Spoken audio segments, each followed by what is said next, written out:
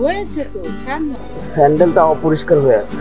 Wait, বাহ, শেষ পর্যন্ত মুচির কাজও করতে হচ্ছে। এটা কে? তুই কি চিনিস? চিনবো না, ও হচ্ছে আমার এক্স। ও তোর এক্স? আর কোথাও আর কাউরে পাইলি না? তোর চয়েস এত নাইমে গেছে? আরে এর জন্যই তো ছেড়ে দিছি। ভাবছিলাম ওর সাথে প্রেম টেম করলে ও আমাকে ঘুরতে নিয়ে যাবে, শপিং করাবে, আমাকে ছোট ছোট গিফট দিবে, আমার সব ইচ্ছেগুলো পূরণ করবে। কিন্তু পরবর্তীতে দেখলাম ওর তো একটা বাদাম কেনারও টাকা। ও আমাকে কোথায় ঘুরতে দিত জানিস? এই দোকানের টং দোকান আছে না, টং দোকানের আশেপাশে একটু আড্ডা দিত, আর মাঝে মাঝে এক কাপ চা খাওয়াতো। তার চেয়ে বেশি যোগ্যতা তো ওর নাই। বলবো বন্ধু, যদি ওর সাথে সম্পর্ক করতা তাইলে তোমার রিক্সাও জুটতো না কপালে, ঠেলা গাড়ির উপরে বসায় মনে হয় নিত। আর আমার তো ভাবতেই অবাক লাগছে, ওর মতো স্মার্ট একটা মেয়ে একজন মুচির সাথে। ও মাই গড, আমি তো বেঁচে গেছি, নইলে তো আমার একটা মুচির সঙ্গে রিলেশন রাখতে হতো, আর তখন তো আমার মান সম্মানটাই থাকতো না। ঠিকই বলেছিস তুই। আর দোষও তো তোর, মানে পছন্দ করবে একটা দেখে শুনে করবি না, ওর সাথে তোর যায়? হ্যাঁ, আরে প্রথমে তো বুঝতে পারিনি, ভেবেছিলাম সব ছেলেদের মতো ও হয়তো বা গার্লফ্রেন্ডকে পালতে পারবে, সেটার যোগ্যতাই তো ওর নেই। পরে তো ছেড়ে দিলাম, দেখিস না এখন মুচির কাজ করছে। তার চেয়ে ভালো তো তুই আমার সাথে সম্পর্ক করে দেখতে, আমি কি খারাপ ছিলাম? নাই বাদ দে, ফালতু কোথাকার। এখন কি কোথায় গেছে তোমার বড় বড় কথা? লাস্ট পর্যন্ত তো মুচির কাজ করতে হচ্ছে, আসছে প্রেম করতে। এই শোনো, তোমরা কিন্তু আমার ছেলেকে ইনসাল্ট করছো। ওকে আমি ইনসাল্ট করছি? আমার তো মনে হচ্ছে ওর সাথে সম্পর্ক করে আমি নিজেই ইনসাল্টেড হচ্ছি। ওকে আমি বলেছিলাম আমাকে একটা আইফোন গিফট করতে, ও আমাকে আইফোন গিফট করবে। ও তো একটা অ্যান্ড্রয়েড সেট কিনবে, তার যোগ্যতাই ওর নাই। তারপর ক্যাম্পাসে সবার সামনে আমি অপমান করে দিয়েছি। ওই দিনই তো ক্যাম্পাস ছেড়ে চলে গেছে, তো গেছি, আর কোনো খবরই নাই। আল্লাহ বাঁচাইছে, ও মুচির কাজ করে। ওর সাথে যদি আমার রিলেশন থাকতো তাহলে তো আমারও মুচির কাজ করতে হতো। এমনি কইতি দোস্ত, দে না আমরা একটু দোস্ত দে। আরে বাদ দে, এই তোর ফোন বাজতেছে না? হ্যাঁ দোস্ত, ওয়ের দোস্ত, খান গ্রুপের থেকে তো মেসেজ আসছে, আমাদের যেখানে ইন্টারভিউ দেওয়ার কথা ছিল। ও আচ্ছা, তাহলে এক কাজ কর, কলটা ব্যাক কর। আর ওদের সামনে তো অবশ্যই কল ব্যাক করবি, কারণ ওদের দেখতে হবে না যে আমরা কোথায় যাচ্ছি ইন্টারভিউ দেওয়ার জন্য।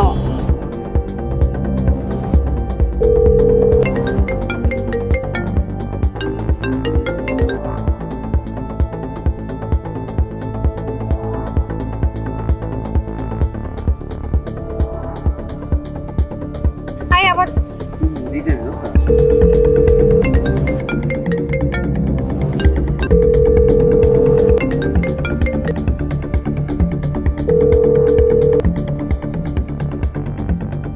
আচ্ছা দোস্ত, মানে সারার মোবাইল কি ওর কাছে নাকি? এই তোর কাছে কি সারার মোবাইল নাকি? এ ও কি মোবাইলও চুরি করছে? মোবাইল চুরি করে সিমটা অফ করে নাই। এই চুপ করতো তোরা। আমার মনে হচ্ছে খান গ্রুপের মালিক ওই মনে হয়। খান গ্রুপের মালিক তুমি? হ্যাঁ, খান। স্যার সরি স্যার, আমরা অনেক কিছু বলে ফেলেছি আপনাকে। কি ব্যাপার, তোমাদের সবারই তো কথার সুর চেঞ্জ হয়ে গেছে, ঘটনা কি? ও, যখন শুনেছো আমার ছেলে খান গ্রুপ অফ কোম্পানির মালিক, তাই? ম্যাডাম আপনি কি বলছেন? না এমন না, মানে আমরা তো মজা করছিলাম, ওর বন্ধু যত হলো। আসলে আপনি আমাদেরকে ভুল বুঝছেন, এমনটা না। তোমরা যে বয়সে বাবার টাকা খরচ করে ফুর্তি করছো, সেই বয়সে আমার ছেলে নিজের টাকা ইনকাম করছে। তোমরা তো পরের টাকা পোদ্দারি করতে চাও। আর তুমি জানো কি বললে, যে বয়ফ্রেন্ড বানাইছো, তার কাছ থেকে আইফোন নিবে, তাকে নিয়ে ঘুরতে যাবে, চাইনিজ খাবে। কেন? প্রেম করলে কি বয়ফ্রেন্ডের সাথে এইভাবে এগুলোই করতে হবে? গিরগিটি দেখছো মা, কিভাবে সেকেন্ডের মধ্যে নিজেদের রং পরিবর্তন করে? ওরা হচ্ছে সেই গিরগিটির মতো। যখন জানতে পারলো খান গ্রুপের সিইও আমি, সেকেন্ডের মধ্যেই রং পরিবর্তন করে ফেলি। আমি চাইলে তোমাদের অনেক কিছু বলতে পারতাম, কিন্তু বলিনি, কারণ আমার মা আমাকে সেই শিক্ষাটা দিয়েছে যে মেয়ে মানুষের সাথে কিভাবে কথা বলতে হয়। অবশ্য সেই শিক্ষাটা তোমাদের ভিতর নাই, যে শিক্ষাটা আমার মা আমাকে দিয়েছে। তোমরা তো লোভী, সারাদিন ধান্দায় থাকো, কিভাবে বয়ফ্রেন্ড পটাবা, কিভাবে বয়ফ্রেন্ডের কাছ থেকে আইফোন নিবা, দামি দামি জায়গায় ঘুরতে যাবা, দামি দামি গিফট কিনবা। কখনো পরিশ্রম করে দেখেছো? পরিশ্রমের কি তৃপ্তি, কত মজা। অবশ্য সেটা তোমরা বুঝবা না, সারা জীবন তো অন্যেরটা হাতিয়ে আসছো। হ্যাঁ, আমি তোমাকে রিক্সা দিয়ে ঘুরতে নিয়ে যেতাম, টং দোকানে বসিয়ে চা খাওয়াতাম, কারণ আমার কাছে তখন কোনো সামর্থ্য ছিল না। আর তুমি ঠিক সেই সময় আমাকে ছেড়ে চলে গিয়েছো, যেই সময় সবচেয়ে বেশি প্রয়োজন ছিল তোমার আমার। সেদিন চলে গিয়ে তুমি অবশ্য ভালোই করেছো। সেদিন যদি তুমি চলে না যেতে, আজকে আমার এই পজিশনে থাকতো, আমি এত বড় ধাক্কা খেতাম। আজকে আবার অনেক টাকা, আমার যা মন চায় আমি তাই করতে পারি, মাকে নিয়ে যেখানে মন চায় সেখানে খেতে পারি। কিন্তু সেটা আমার বাপ দাদার পৈতৃক সম্পত্তি না, এটা আমি কামিয়েছি, আমার পরিশ্রম, আমার সময় আমাকে কামিয়ে দিয়েছে, যেটা তোমরা কোনোদিন পারবে না। লোভীর দর কোথাকার।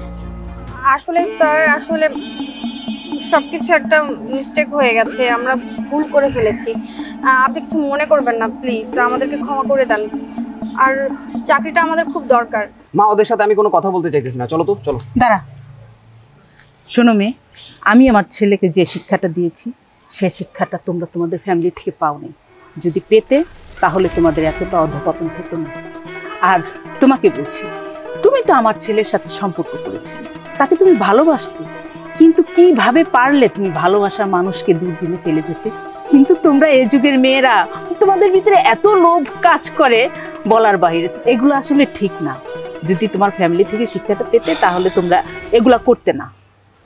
আরেকটা কথা, এই যে আমার ছেলেকে মুচি বললেন না, আচ্ছা মা বাবার সেবা করাকে মুচির কাজ বলে? তোমরা কি এটা জানো না যে মায়ের পায়ের নিচে সন্তানের বেহেশত? আরেকটা কথা শোনো, তুমি আমার ছেলেকে ছেড়ে যে ভালোই করেছো, কারণ তুমি আমার ছেলের জন্য পারফেক্ট ছিলে না। আল্লাহ যা করে ভালোর জন্যই করে, বুঝতে পেরেছো? চল খোকা। ঠিকই তো ব্রো, প্লিজ ব্রো, ভুল হয়ে গেছে ব্রো, কিছু এটা মনে করো না। মানে লাইক বুঝোই তো, একটা ভুল করে ফেলছি আমরা, ভাই ব্রাদার সব ফ্রেন্ড সার্কেল। সো প্লিজ এবার মাফ করে দাও। আমাকে ক্ষমা করে দাও, আমিই ভুল ছিলাম, আমি ভুল করেছি তোমার কাছে। লোভীদের কোনো ক্ষমা নেই, আমি এক ভুল বারবার করতে চাই না। ব্রো, এটা চাকরির ব্যাপারটা একটু দেখো না ব্রো।